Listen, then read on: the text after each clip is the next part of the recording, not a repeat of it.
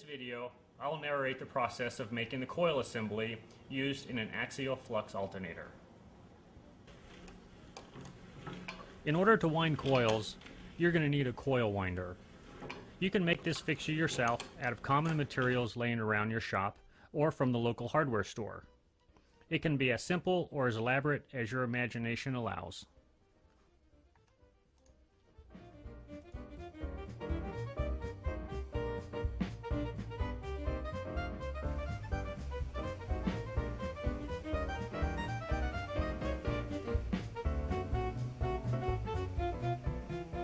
The actual size and shape of the coils is determined by the spacing and length of these bushings. Suggested dimensions for this pattern are available on our website. Securely mount the coil winder to a sturdy workbench. Then secure a rod to the workbench, which will be used to hold spools of magnet wire. In some cases, it might be beneficial to wind multiple strands of smaller wire instead of one large strand of single wire. You don't necessarily need to have multiple spools of wire if you want to do this.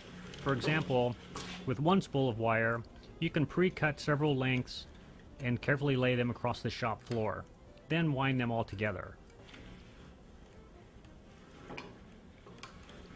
Develop a consistent procedure and wind all of the coils in the same direction. At this point, it doesn't matter which direction, just as long as they are all the same.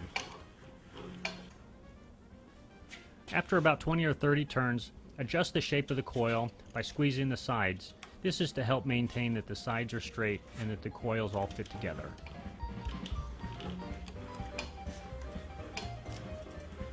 It's important that all of the coils are exactly the same, so be sure to count the number of turns carefully.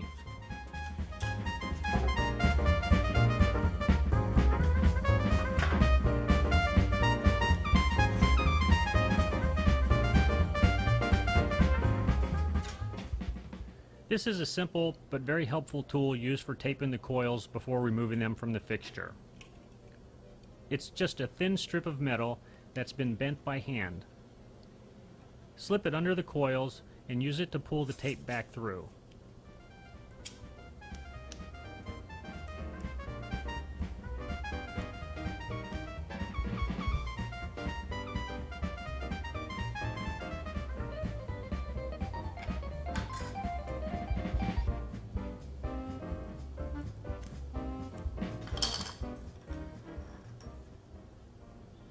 After two sides of the coil are taped together, carefully remove it from the fixture, then tape the third side.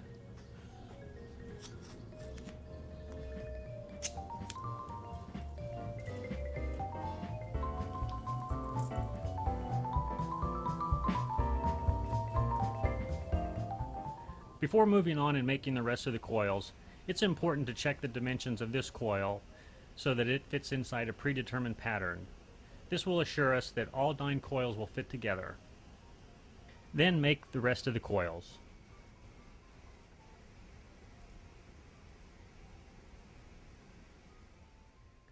This is another simple fixture that you should make in your shop.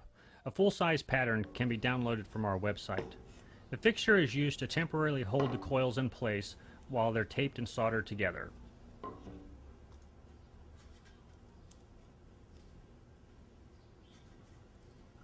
When placing the coils on the fixture, be sure that the winding direction is the same for all of the coils. Then tape them together.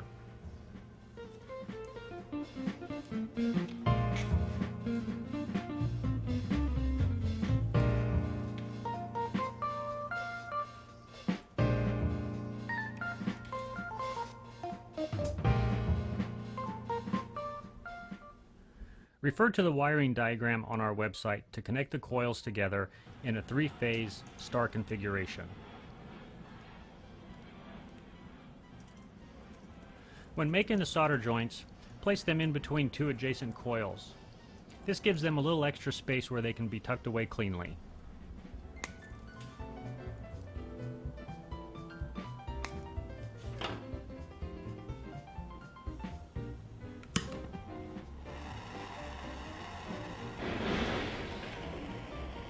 Next, Use a propane torch to carefully burn away the insulation on the wire where it's going to be soldered.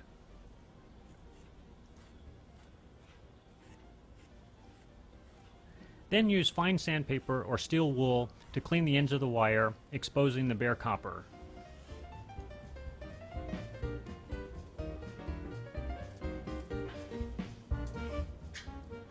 Twist the ends together, then solder. Repeat this process for all of the connections.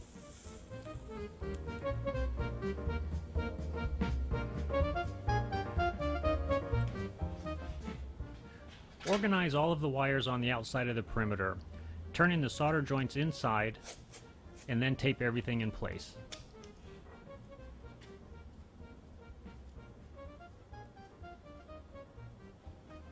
The final step is to solder the terminal buttons in place. They are specifically designed to be cast inside the stator with the coils for the purpose of providing a clean and flush electrical connection.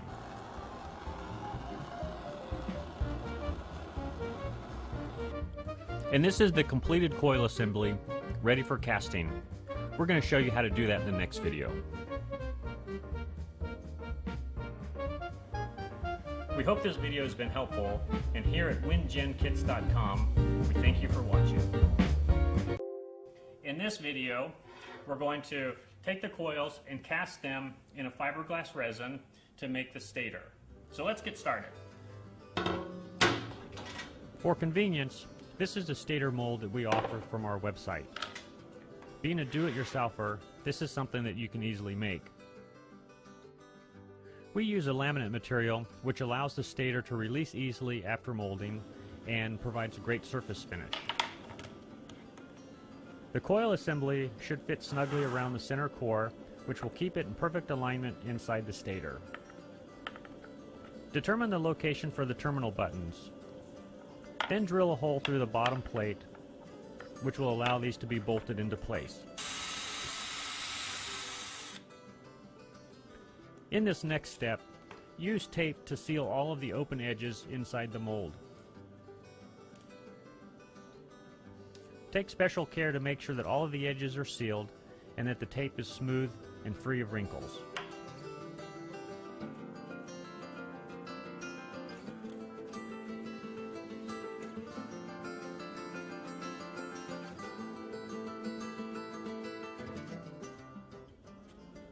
Use your favorite automotive car wax as a mold release and thoroughly coat all of the parts of the mold.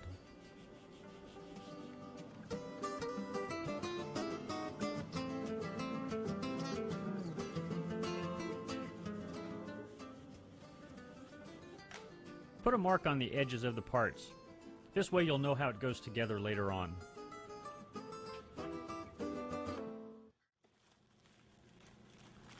Carefully lay out the fiberglass cloth, then roughly cut a square piece that fits the base of the mold.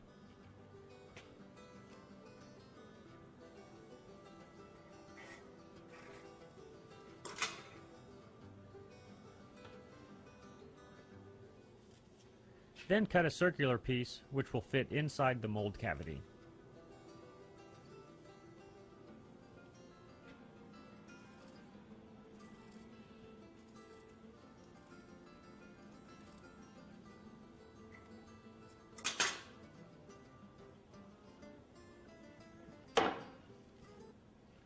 The square piece of fiberglass cloth then gets sandwiched in between the base and the center section of the mold.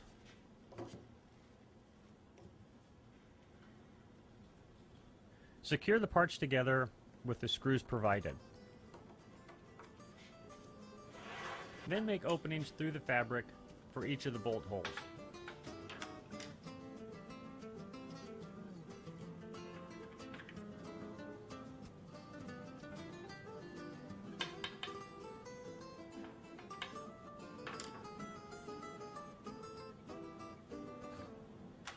Install all of the bolts and washers, and now the mold is ready for casting.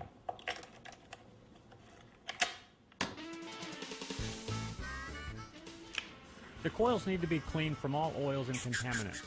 Most of this is from the soldering process. Use an evaporating solvent and wire brush to clean everything up.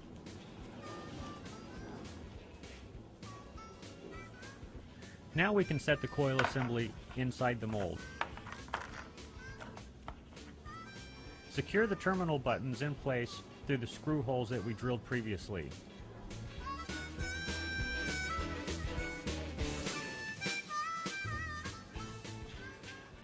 Our stator casting resin is a special two-part epoxy that features an extended pot life, thin viscosity, and low odor. It mixes in a 3-to-1 ratio, which is easily done with the convenient dispensing pumps.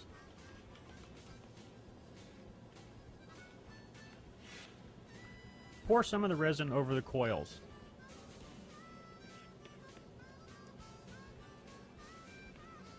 Then carefully work the resin into the fiberglass cloth, making sure that it's fully saturated, and remove as many air pockets as possible. Our resin casting system makes it easy to mix the resin as it's needed. This helps eliminate any waste. Lay the circular piece of fiberglass cloth over the coils and continue to work it into the resin.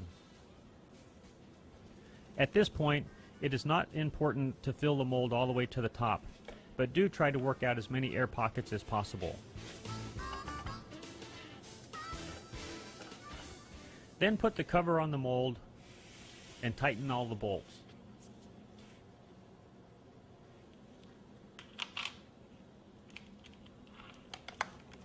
It's normal for resin to start squeezing out through the edges. Incline the mold with the filler hole at the top and gently tap on it to help release any remaining air bubbles still trapped inside. Add more resin as needed and repeat this process several times until all of the air bubbles have been removed.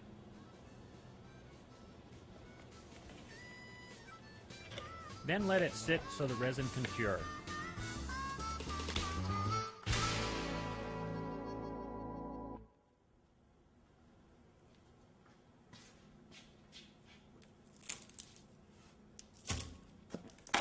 After the resin has cured for a day or two, remove all of the bolts from the mold, then carefully open it up.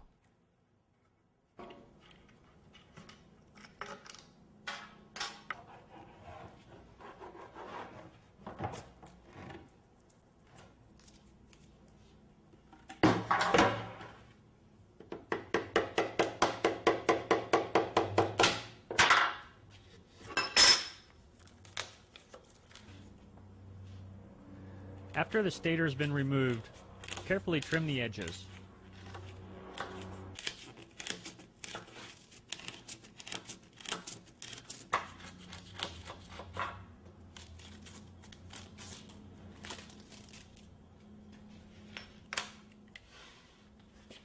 Carefully cut through the fiberglass and remove the center core.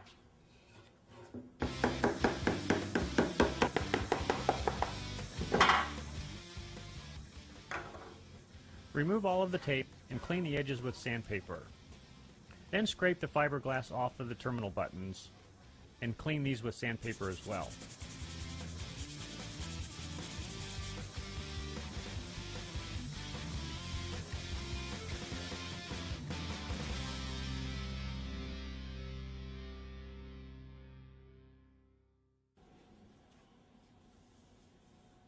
Wow, this stator turned out really nice, and I'm sure that yours will too.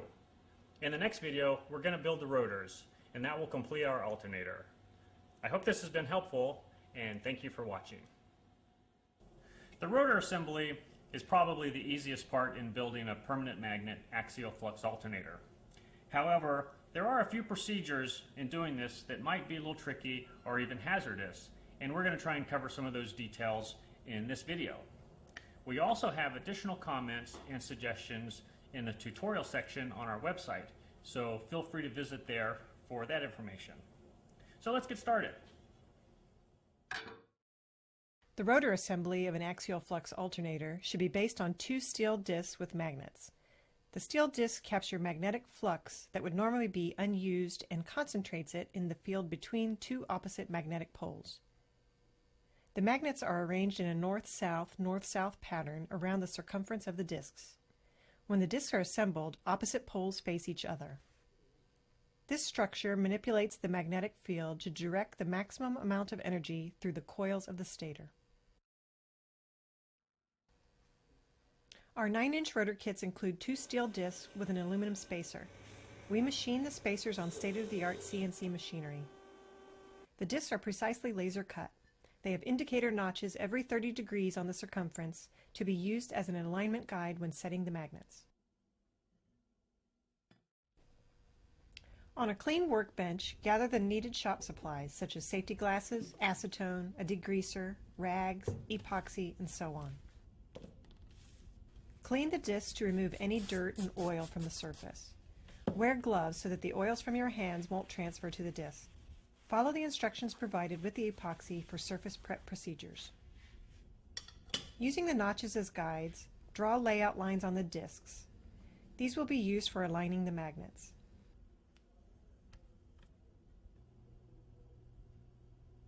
The magnets will also need to be degreased before they are glued in place. Due to the high strength of the magnets, it is best to bring them into contact with the disc edge before setting the magnet on the disc surface. We recommend you practice this several times before actually using the epoxy.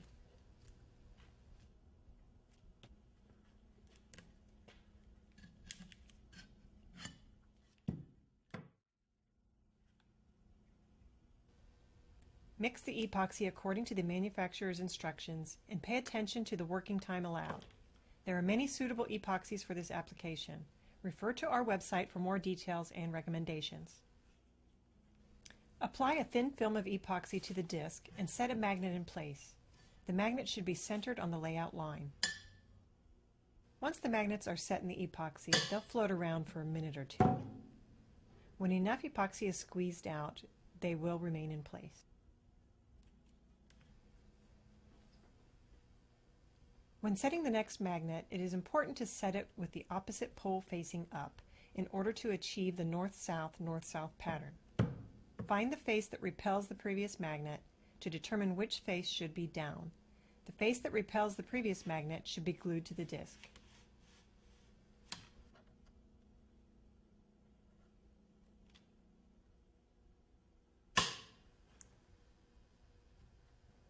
Continue with this procedure to set all of the magnets on both discs. When starting on the second disc, it doesn't matter if you start with a north pole or a south pole, just as long as you achieve the north-south, north-south pattern when finished.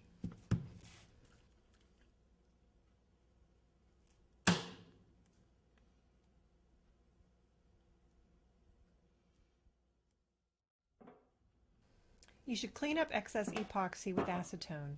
Then follow the epoxy manufacturer's instructions to allow the adhesive to cure to its full strength. Bolt the center spacer in place with the hardware provided.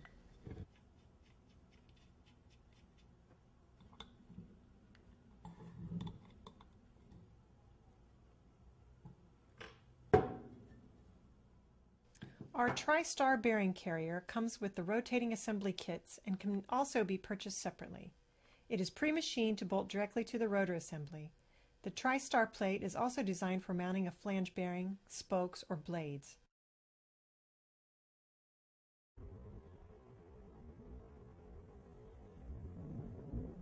If you use this component, bolt it to the rotor assembly at this point.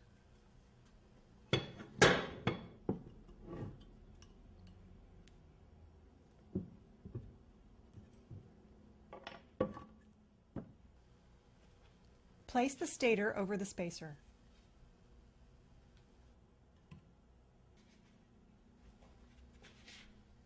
Stack several wood blocks to support the second rotor when it's lowered into position. Never put your finger under the opposing rotors, as this may cause injury. You can use a magnet, for example, to keep your finger from being pinched.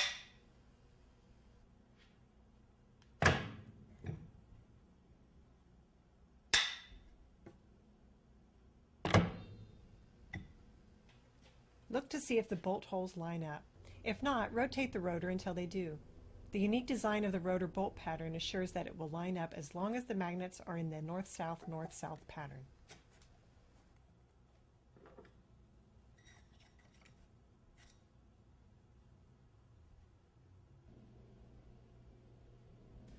Use more wood blocks to support the upper rotor as you carefully lower it into position by removing other blocks.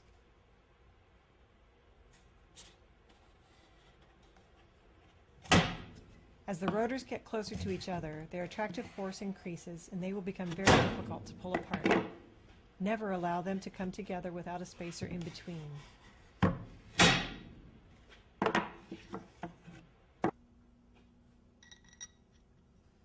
Loosely install the bolts and continue to carefully lower the upper rotor by removing blocks.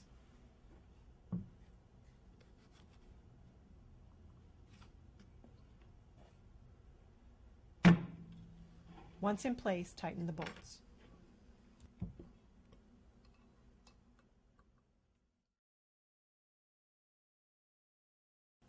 With the stator in place, this alternator is complete and ready to make electricity. In another video, we're going to go back into the shop and mount this in a test fixture where we can study some of its performance. In the meantime, we hope that this video has been helpful, and as always, we thank you for watching. The purpose of this video is to introduce you to our R²40 rotating assembly. This was specifically designed for vertical axis wind turbines and also designed for our WindRaiser family of wind turbine wings. It is sold as a kit with all of the parts precisely machined and fabricated. See the website for a complete list of all of the items included. You'll need to make the stator yourself, which is not included, and you will also need magnets.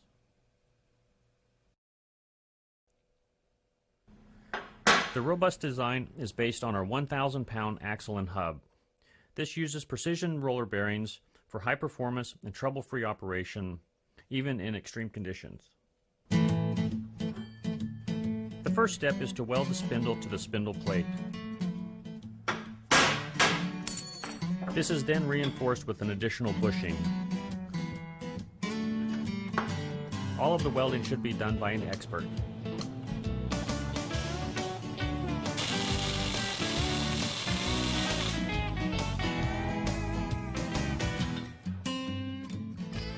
Now we can use this to hold our work as we assemble it. Slide a bearing in place, then the hub with the studs facing up. Then bolt the upper spoke flange onto the hub and tighten the lug nuts.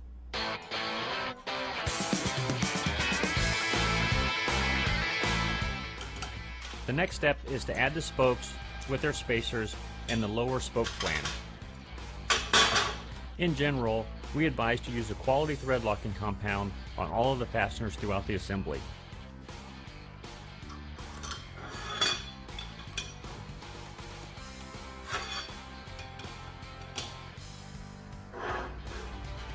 It is helpful to leave the bolts finger tight until all of the spokes are installed.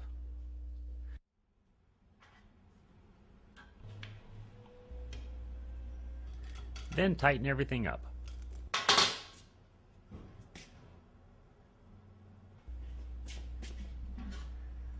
Find the 1/4-inch threaded rod.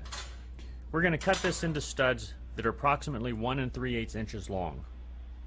When cutting them, be sure not to damage the threads.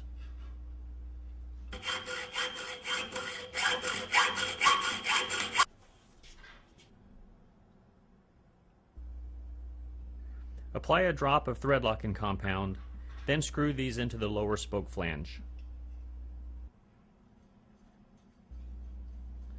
These studs are used to mount the magnet discs.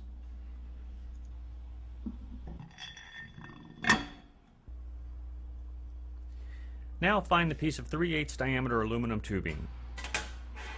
This will be cut into short sections that will be used as spacers in between the magnet discs. The spacers should be 1 1/4 inches long. Cut these as accurately as possible, assuring that they are all the same length.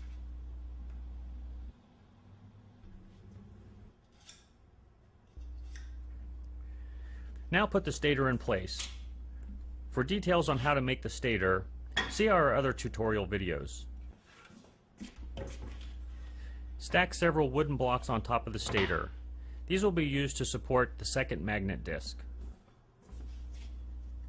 The magnetic attraction between the discs is extremely strong and can cause injury. Never let your fingers get trapped in between them. One at a time, carefully remove each wooden block until the disc is lowered down on the studs and is firmly resting on the spacers.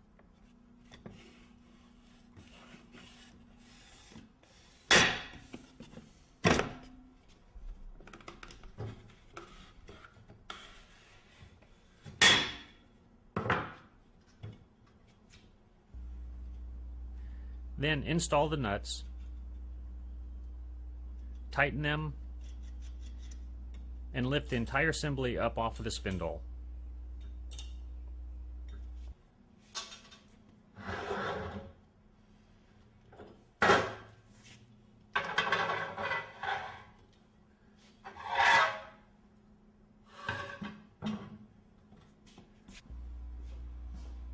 The kit includes a matching flange plate, which is welded on top of your tower.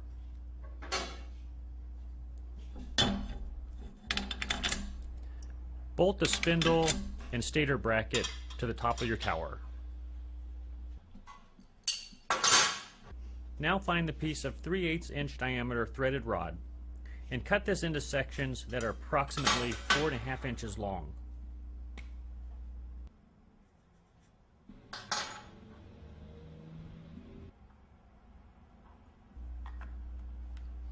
Mount them onto the stator bracket with the nuts and washers provided. These studs are used to mount and adjust the position of the stator.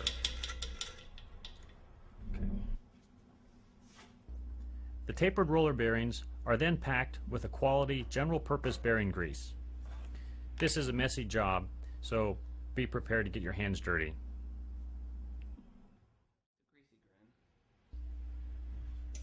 Slide the lower bearing onto the spindle.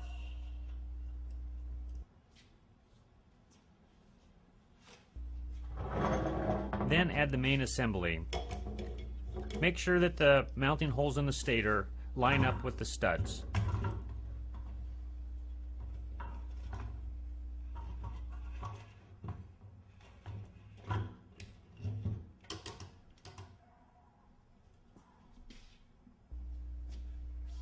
Install the top bearing, then the castle nut. Tighten it finger tight, then back it off until the first slot aligns with the cross hole in the shaft. Insert the cotter pin, then bend the legs over.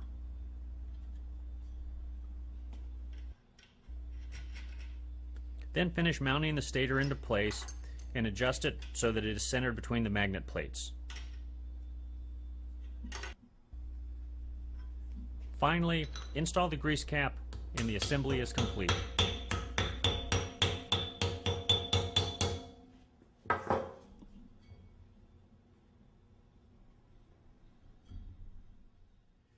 Well, we hope this video was helpful. Keep an eye on our website for upcoming videos, and thank you for watching. And are sold in 3 different sizes. Each kit contains our lightweight vinyl polymer wing that's reinforced with the tubular steel spar.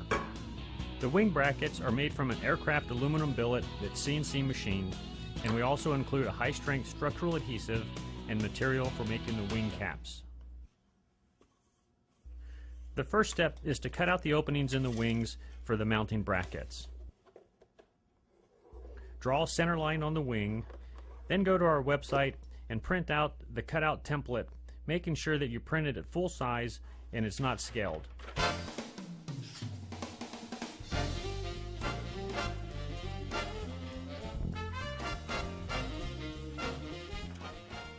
Tape this pattern onto the wing, aligning it with the center lines. Mark the position of the opening. Then there are several ways to cut the opening depending on your resources. One way is to simply drill small holes around the perimeter.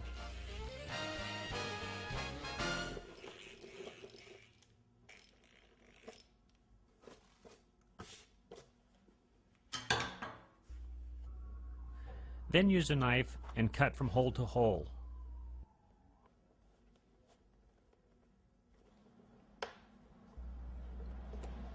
Alternatively, you could use a variety of power tools to make the job easier.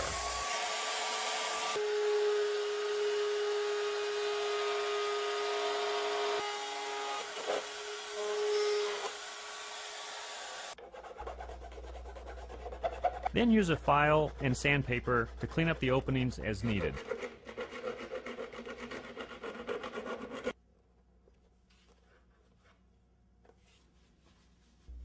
The second step is to glue the steel spar into the wing. All gluing surfaces should be cleaned to remove any oils or residues, and rubbing alcohol works well for this.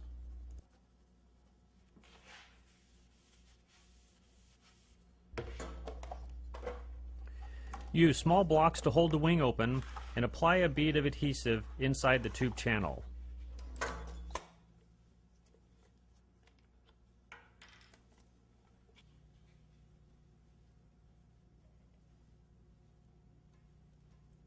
Repeat this on the other side.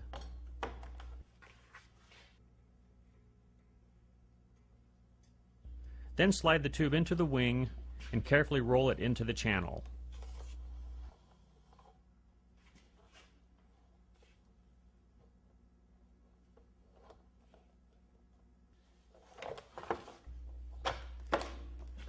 Firmly clamp it in place, then wait until the adhesive cures.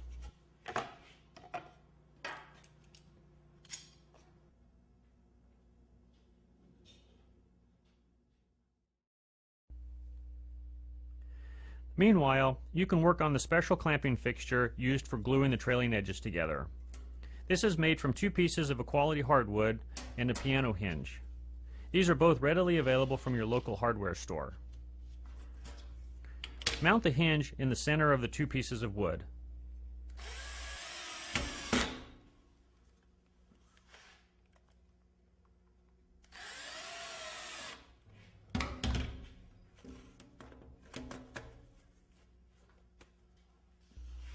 Then add a few screws to the outside edge. Be sure to leave the screw head sticking up. These will be used for holding rubber bands, which will be explained later. Another task is to make the wing caps or winglets with the material supplied. These can be made into any shape, so have fun with it. Draw the pattern onto the material, cut it out,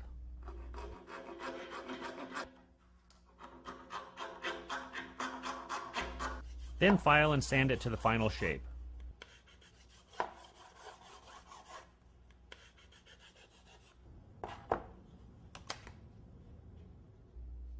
The third step is to glue the trailing edge together using the special clamping fixture that we just made. Mask off the outside edges to protect them from any excess glue which might squeeze out. Then apply a bead of glue along the trailing edge joint.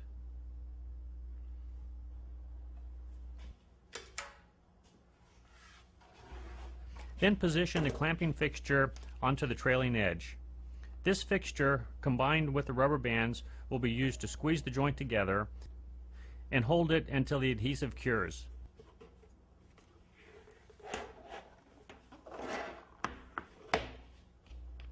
Slip a rubber band over the screw head, pull it tight over the top of the wing, and fasten it onto the other side of the fixture. Repeat this along the length of the fixture to ensure a uniform clamping pressure along the trailing edge.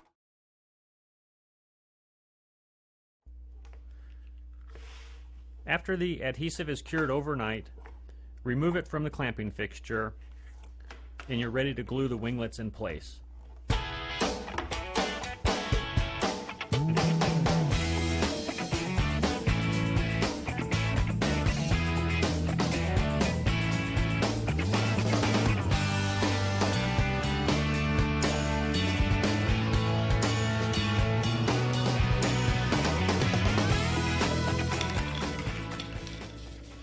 The wings can easily be painted to your preference.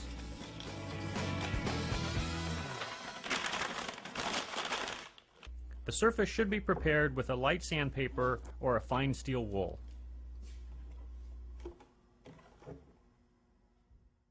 The final step is to balance the turbine to assure smooth performance at high speeds. This is done by making sure that all of the wings weigh exactly the same. The more closely the wings are matched in weight, the smoother the wind turbine will perform. Use the extra adhesive for a ballast.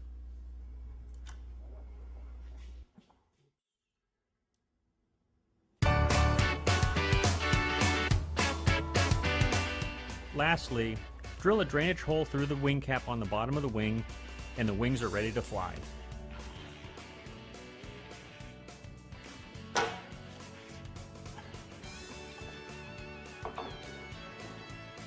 Before mounting the wings onto the rotating assembly, make this simple gauge, which will allow you to set the angle of attack. Print the template off of our website, glue it to a piece of plywood, then cut it out.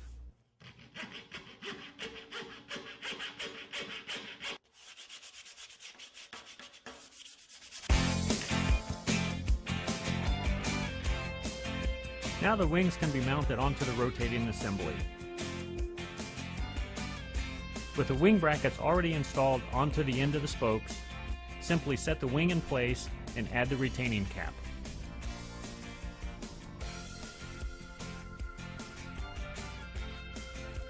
Use the gauge to set the angle of attack. Align the gauge with the spokes and position the airfoil against the gauge. Then tighten the bracket bolts. And that concludes the assembly and installation of these amazing and high-performance wings. We hope this video has been helpful, and we thank you for watching.